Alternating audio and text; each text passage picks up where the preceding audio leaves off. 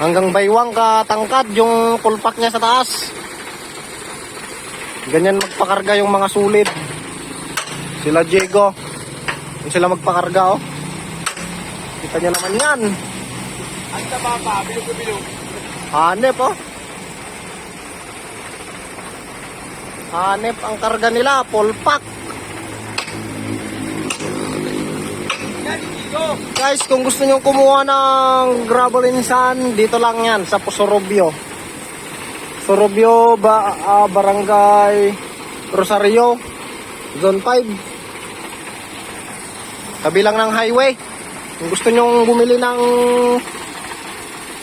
iswan, pang palitada, dito na sa Sorobio. Kuha na kayo, ne? Ang ganda ng buhangin dito. Oh. Kita nyo naman, oh. Tubig-tubig pa, oh. Diba? Naka-quality, boy. Kung gusto nyo kumuha, punta na kayo dito. Rosario. Sa Rosario lang to, Zone 5.